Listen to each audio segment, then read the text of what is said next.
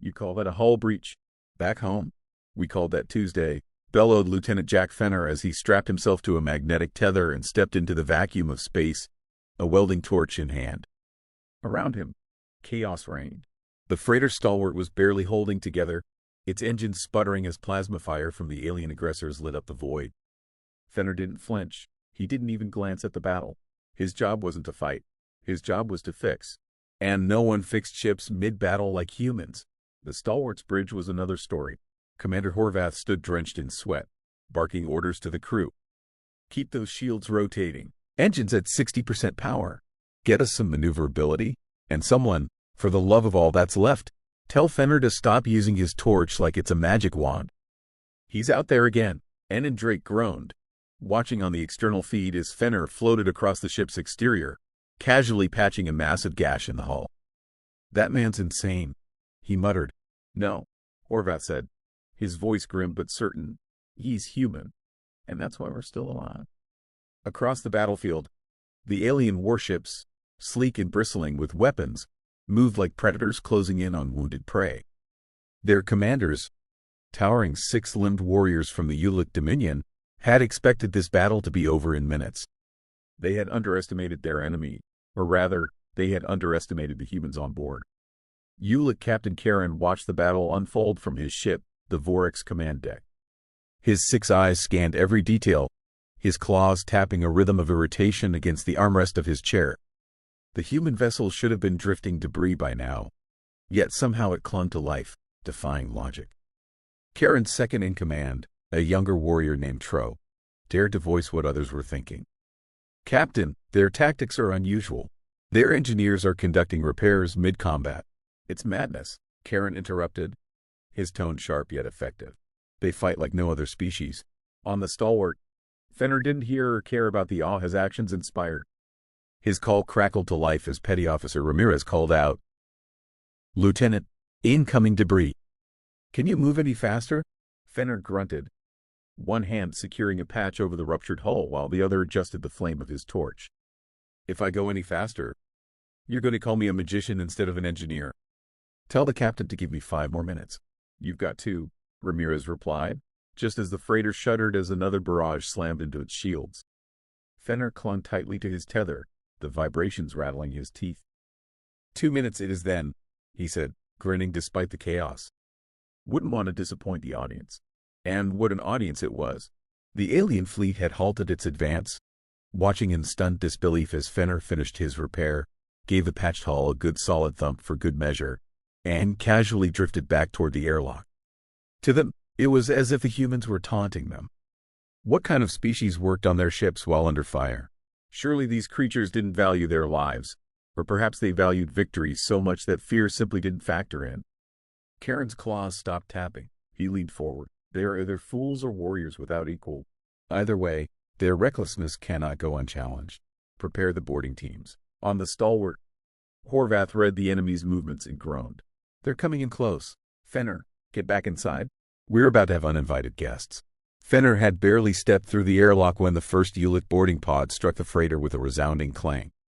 The ship's internal alarms blared, and Marines scrambled to defensive positions. Fenner pulled off his helmet and looked at Ramirez. Looks like I'll be fixing more than hull breaches today. Hand me a rifle. You're an engineer, not a soldier. Ramirez protested, but Fenner just grinned. Guess it's my turn to multitask. Besides, you think these guys know the first thing about fixing their own ships? I'll bet you 10 credits they're just as confused about us as you are about my methods. The first Ulic breach was in the cargo hold. A squad of Marines was waiting, but the towering invaders burst through with sheer brute force, their claws raking the air and their guttural war cries echoing in the metal halls. Fenner arrived seconds later, rifle slung over one shoulder and a toolkit in his other hand.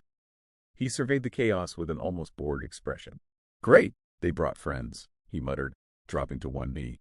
He pulled out a plasma welder and quickly sealed off a secondary corridor.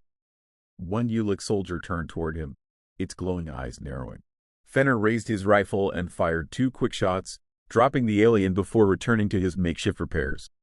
Fenner, what are you doing? One of the Marines shouted. We need you shooting, not to NKERING. You keep them off my back, and I'll keep the air in yours, Fenner shot back, not bothering to look up. Across the ship, similar scenes played out. The humans fought with the ferocity of cornered animals, but it wasn't just their fighting that shocked the invaders. It was their sheer adaptability. When a barricade fell, it was rebuilt within minutes. When a corridor flooded with toxic gas, a team patched together suits and vented it into space without hesitation. And when someone like Fenner wasn't shooting, he was fixing. Karen's frustration grew. The humans weren't the most physically imposing species he'd encountered, nor the most technologically advanced, yet they were proving to be the most confounding. Their refusal to accept defeat. No. Their refusal to even acknowledge the concept of defeat was unlike anything he had ever seen. It was as though they didn't care about the odds, only about finding the next solution, the next way to keep going. And the galaxy was watching. The stalwart groaned under the strain as another boarding pod latched onto its hull. The lights flickered, the ship's systems straining to stay operational. Fenner didn't pause to reflect on the situation. He was already halfway to the engine room. He had been patched into the comms, and the panicked chatter of crew members only spurred him on. Somewhere behind him, Marines were engaging yet another wave of Ulic soldiers. It was loud, chaotic, and dangerous. Just another day on the job. Engine room. What's your status? Fenner called into his comm as he sprinted through the narrow corridor. He didn't wait for an answer. His gut told him what he already knew. The engine output was dropping, and if it didn't stabilize soon, the stalwart would be a sitting duck. Chief Engineer O'Reilly's voice came through crackling with static. Fenner, we've got 3 ruptured conduits, and the coolant system is about to blow. I've got half my team pinned down near auxiliary control, and I'm not sure how much longer we can hold this together. Coolant system? Fenner muttered under his breath. Sure. Why not add an engine explosion to the list of problems? He rounded a corner and ducked just as a Ulic soldier fired a plasma bolt that melted part of the bulkhead behind him. Fenner rolled to the side, drew his rifle, and fired 2 quick shots. The alien dropped its weapon, clattering to the floor. Fenner didn't even slow down, stepping over the body as he reached the engine room's blast doors. Open up, Chief, he barked. The doors hissed and groaned before sliding open, revealing a scene of barely controlled chaos. O'Reilly stood at the main console, his face smeared with grease, his hands flying over the controls. A group of junior engineers worked feverishly on a tangled mess of wires and damaged components. Fenner gave a low whistle. Looks like you've been throwing a party in here, he said, stepping inside and immediately heading for the coolant regulators. O'Reilly didn't look up. You think this is bad? Wait until you see the reactor core. It's leaking radiation faster than I can compensate. Reactor core, too? Fenner said as he knelt by the coolant system. You really saved the good stuff for me. He yanked open a panel and began rewiring with practiced precision. What's the ETA on those backup teams? Commander Horvath says he's got his hands full with boarders, O'Reilly replied. We're on our own. Figures, Fenner said. All right, let's make some magic. O'Reilly glanced at him, exasperated. Do you ever stop joking? Not when it keeps me alive, Fenner shot back. If you're hearing my bad jokes, that means I'm still breathing. Now shut up and hand me that coupling wrench. The Ulic were not oblivious to the humans' desperation, nor were they idle. Captain Karen's orders had been clear. Disable the stalwart entirely. The Ulic warriors were ruthless, efficient, and relentless, pushing the humans to their breaking point. But what they hadn't anticipated was the sheer stubborn ingenuity of their opponents. In one of the stalwart's access corridors, Corporal Haynes and his Marine squad held the line.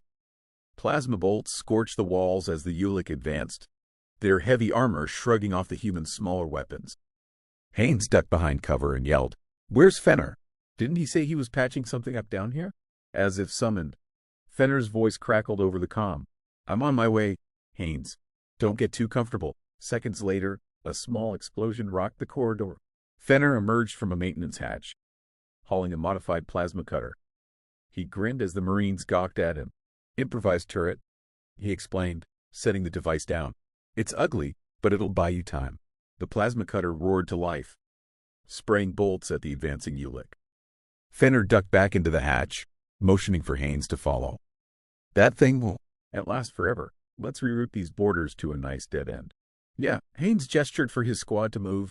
"You're insane, Fenner. You know that." "Yeah, but you love me for it." While Fenner's makeshift defense held, back in the engine room, O'Reilly and his team fought to stabilize the ship's systems. Coolant flows back at 70%, O'Reilly announced. Reactor core breach averted for now. Fenner, I hope you're doing whatever ridiculous thing you're good at, because we're going to need every second. Fenner, comms chirped. Coolant flow. Reactor sounds like progress. Good job, Chief. Meanwhile, I've got another batch of uninvited guests to handle. O'Reilly sighed. You mean you've got more repairs to do? Same difference. Karen's frustration reached a boiling point as reports from his boarding teams painted a picture of chaos. Every time the humans should have been cornered, they found another way to resist. They didn't fight like soldiers, they fought like survivors. They adapted faster than any enemy Karen had ever encountered. Status on their engines? Karen demanded. They remain functional, Captain Tro replied, his tone hesitant. Their engineers are remarkable. Karen slammed a clawed hand onto the console. This ends now. All remaining boarding teams converge on their engine room. Without propulsion, they are finished. On the stalwart, Fenner received the same news over the comm. He paused, leaning against a bulkhead as sweat dripped down his face. Converging on the engine room. Huh? They're getting predictable now, Fenner. Horvath's voice came through. Can you hold them off? Fenner grinned despite himself. I've got a few tricks left. Tell O'Reilly to save me a drink when this is over. As the ship shuddered again and the sounds of battle grew closer, Fenner tightened his grip on his rifle and muttered, Let's see if they've learned anything about humans yet. The engine room felt like the heart of a dying beast. Steam hissed from ruptured pipes. Warning lights flickered like fireflies on the verge of going out, and the air smelled faintly of scorched metal. Fenner stood at the center of it all, adjusting his grip on his rifle as O'Reilly and the remaining engineers worked feverishly to stabilize the ship's systems. How long do we have until their boarding teams arrive? Fenner asked, his voice calm but firm. O'Reilly glanced at the tactical display. Minutes, if that. They're throwing everything they've got at us. Fenner, this place is a death trap. You should fall back with the others. Fenner snorted. And leave you to play babysitter for a ticking reactor? No chance, Chief. Besides, someone's got to make sure the stalwart doesn't become scrap metal. The comm crackled to life. Horvath's voice was tense but steady. Fenner, the Ulick are concentrating their forces on the engine room. If they take it, we lose everything.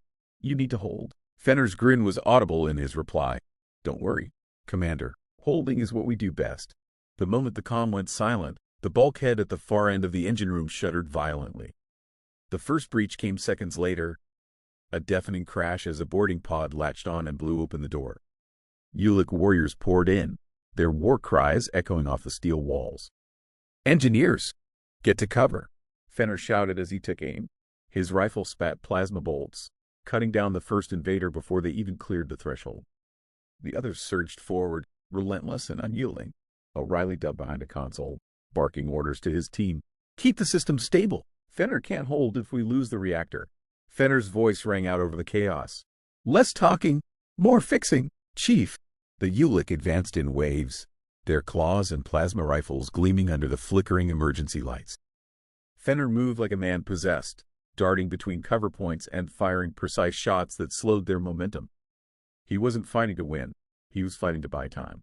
More of them coming through, O'Reilly yelled. Let them, Fenner barked, dropping an empty power cell and slamming a fresh one into his rifle. He fired again, taking down two more Ulick before one managed to get close enough to swing a claw at him. Fenner ducked, lashed out with the butt of his rifle, and sent the alien stumbling back. A quick shot finished the job. Still, they kept coming. O'Reilly's team was working frantically to stabilize the coolant system when the reactor alarms began to blare. Fenner, we're losing containment. If they hit us with one more shot, the core is going to breach. Fenner glanced back at the reactor core. It was a beast of metal and energy, humming with destructive power, but it was still holding. Just